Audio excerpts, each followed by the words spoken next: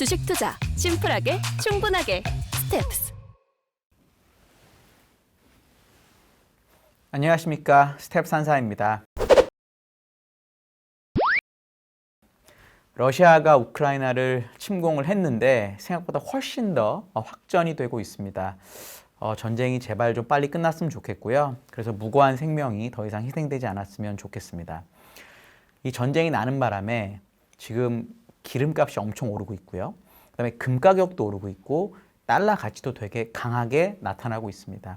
결국은 지정학적으로 불안하니까 안전자산으로 몰리면서 달러하고 금이 오른 거고요. 그리고 러시아라는 나라의 특성상 원자재 공급에 대한 이슈 때문에 유가도 많이 올랐던 것 같습니다. 이런 상황에서 사실 가장 편하게 투자하는 거는 원자재를 사거나 금을 사거나 달러를 사는 거겠죠. 그러니까 우리가 미래를 정확히 알고 있어서 이런 일이 벌어지기 전에 미리 샀으면 금상첨화인데 지금 이미 많이 벌어진 상태이잖아요. 근데 일반적으로 뉴스에 나오는 자산이나 종목을 사는 게 제일 편해요. 왜냐하면 사람이 누구나 군중 심리에 이렇게 쉽게 넘어가고 그리고 지금 있는 추세가 계속 될 것처럼 느껴지거든요. 근데 제 경험상 이렇게 사람들이 많이 이야기하는 자산이나 종목을 사가지고 장기적으로 수익이 많이 났던 경우는 잘 없던 것 같습니다. 지금 제가 그래서 이야기하고 싶은 거는 지금에 봐서는 이 얘기가 도대체 말이 되냐 싶은 건데 한 6개월, 1년 놓고 보면 이게 말이 될 수도 있겠다라는 점을 이야기 드리고 싶습니다. 지난 시간에 제가 하반기에 미국이나 이란이나 오펙이나 이런 데서 생각보다 원유 생산량을 늘리면서 유가가 많이 떨어지는 그림이 나올 수도 있겠다 얘기 드렸거든요. 유가는 지금 110불까지 올라와 있는데 사실 이런 그림은 2014년에 러시아가 크림반도를 침공했을 때도 똑같이 나타났었습니다. 달러 강세였고요. 유가 되게 많이 올랐었습니다. 하지만 그 이후로 다시 원래대로 돌아왔거든요. 그러니까 결국 제가 생각하는 그림은 지금 사람들이 좋게 보는 것들이 6개월, 1년 후에는 바뀔 수 있다는 점을 이야기 드리고 싶습니다. 이번 시간에는 지난 시간에 유가였고요. 이번 시간에는 달러에 대해서 이야기를 해볼 건데 지금 달러 지수가 97을 넘었습니다. 그러니까 최근에 지정학적 불안정성이 좀 더 커지면서 달러 강세가 조금 더 강화가 됐는데요. 저는 요거를 조금만 더 길게 보면은 의외로 달러 약세로 전환할 수 있는 룸이 있다라고 저는 보고 있습니다. 이게 왜 중요한지 이야기를 드릴 건데 지난 4분기 실적 발표가 이제 대충 다 끝났거든요. 근데 실적 발표하는 기간에 제가 되게 이번엔 좀 오랜만에 워낙 실적이 중요하기도 했고요. 주요 기업들의 실적 Q&A를 제가 한번 다 읽어봤습니다. 다 읽어보니까 공통적으로 했던 얘기가 있는데요. 그게 뭐냐면 달러가 강세였기 때문에 실적이 생각보다 앞으로 안 나올 것 같다라고 이야기를 하는 겁니다. 예를 들어서 마이크로소프트 같은 경우에 여기는 숫자로 가이던스를 주진 않습니다. 근데 어쨌든 방향을 얘기하면서 1분기, 그러니까 캘린더로 1분기고요. 걔네들한테는 2분기인데 이 1분기 실적 가이던스 방향성을 주는데 달러가 강세이기 때문에 약 3% 정도 매출이 덜 나올 거다라고 얘기를 했습니다. 그 다음에 마이크로소프트 같은 경우에도 비슷한 이유로 1% 정도 매출이 덜 나올 거라고 얘기를 했고요. 메타 플랫폼스 같은 경우에는 숫자로 주진 않았지만 가이던스 1분기 가이던스가 예상보다 낮았잖아요. 그래서 주가 많이 빠졌잖아요. 그 예상보다 낮은 가이던스의 원인 중에 하나가 강한 달러다라고 이야기를 하기도 했습니다. 코카콜라도 그랬고요. 펩시코도 그랬고요. 아마존도 그랬고요. 존슨앤존슨도 그랬습니다. 다들 1%, 2%, 3% 내외의 달러 강세로 인한 실적 약세를 전망을 했습니다. 또 신기한 거는 사실 캐펙스가 늘어서 지금 요즘 같은 사이클에 제일 사람들이 많이 사라고 주장하는 산업재나 소재 기업들도 똑같이 달러가 강세였기 때문에 손해가 났다는 이야기를 합니다. 대표적으로 린데나 그 다음에 허니웰 같은 기업들이 그렇게 이야기를 했습니다. 반대로 말하면 만약에 달러가 약세로 전환되게 되면은 실적이 예상보다 잘 나올 수도 있겠다라는 거죠.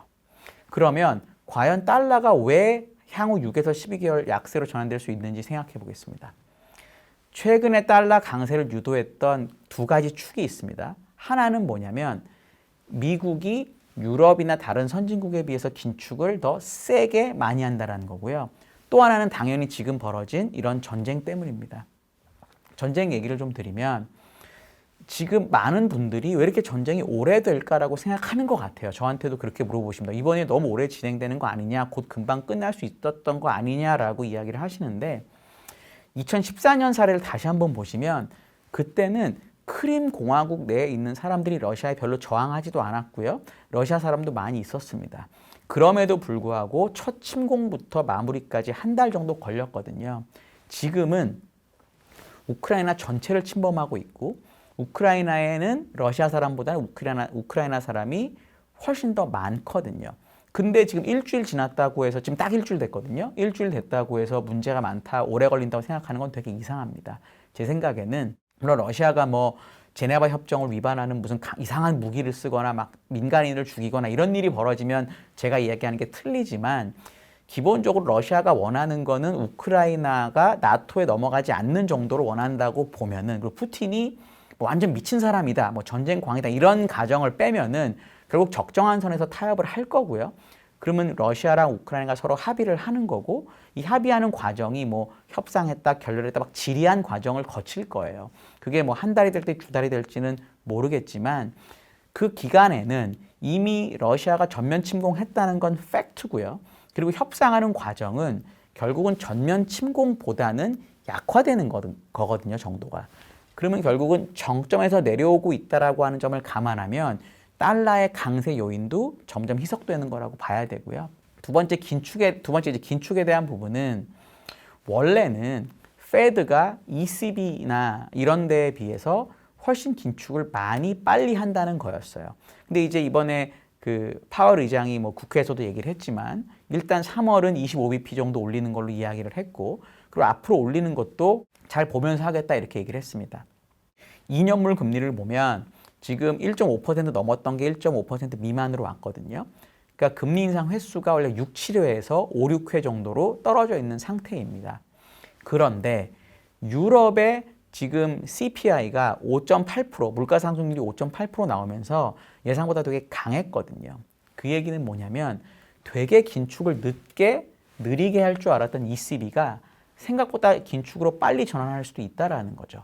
그러면 상대적으로 미국이 긴축을 훨씬 많이 하고 유럽이 적게 했기 때문에 유로가 약세였는데 만약 이 정도의 기대가 이렇게만 되더라도 시장은 변화율에 되게 민감하기 때문에 상대성에 민감하기 때문에 유로가 달러 대비 강세로 전환될 수 있는 요인이 저는 된다라고 봅니다. 물론 장기적으로는 미국의 생산성이 유럽보다 월등히 높기 때문에 결국은 계속 미국 달러의 강세가 나오겠지만 중단기적으로는 이런 통화 정책이나 변화에 따라서 달러 가치가 변하기 때문에 저는 6에서 12개월 동안에는 유로화의 상대적인 강세가 나올 수도 있겠다라고 생각을 하고 있습니다. 사실 여기서부터는 조금 여담인데요. 두 가지가 참 신기한 것 같은 게 첫 번째는 애플이나 이런 미국의 빅테크들이 러시아에서 더 이상 매출을 판매를 안 하겠다고 얘기를 해요. 이게 저는 사실은 물론 인도적 차원, 윤리적 차원에서 러시아를 제재하는 것에 동참하는 게 가장 큰 이유겠지만 사실 또 하나 이면에는 뭐가 있냐면 지금 러시아 루블화가 달러화 대비 엄청나게 절하가 됐거든요.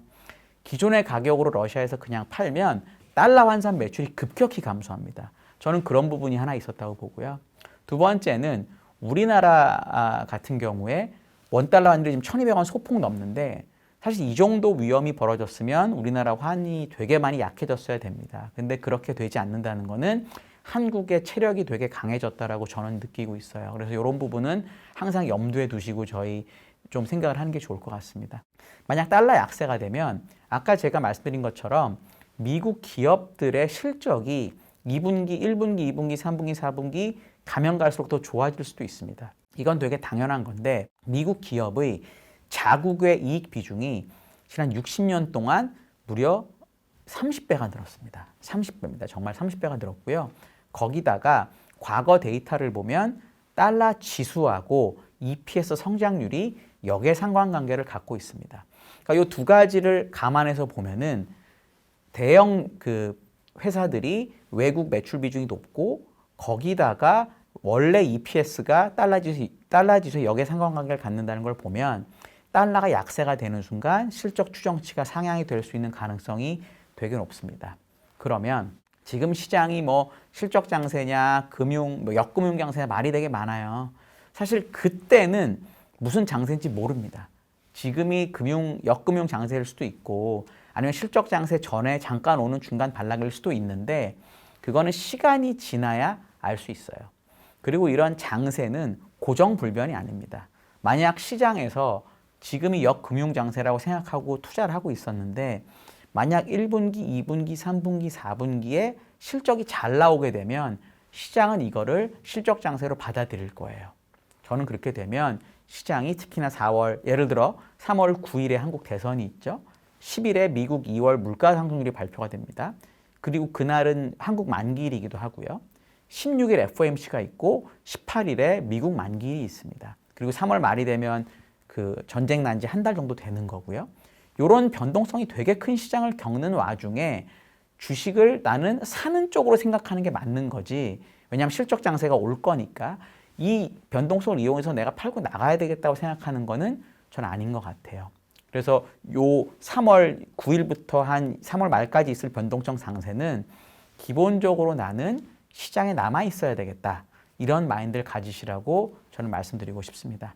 2월 22일에 제가 이제 3월 달 저희 전망, 이글스라고 하는 전망을 냈는데 거기서 제가 추천드렸던 업종이 3개입니다. 하나는 반도체, 나머지 하나는 바이오, 그리고 하나는 방산 이렇게 3개인데 반도체랑 바이오는 주가가 그저 그렇고요. 방산은 아주 좋습니다.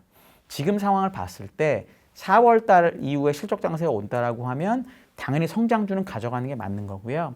방산은 전쟁 때문에 주가가 특히 많이 오르긴 했지만 아직도 밸류에이션이 싸고 가치주로서의 그 뭐랄까 뭐 배당, 자사주 이런 것들이 되게 강력합니다. 저는 그렇기 때문에 지금 포트, 이 반도체, 바이오, 방산 포트를 바꿔야 될 필요는 전혀 없다라고 생각을 하고 있습니다. 오늘 제가 말씀드린 내용 중에서 혹시 궁금하시거나 의견 있으시면 댓글 달아주시고요. 오늘 들어주셔서 정말 감사드립니다.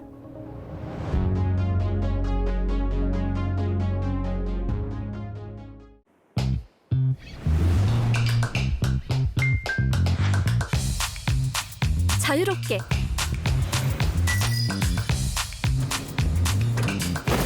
편리하게 간결하게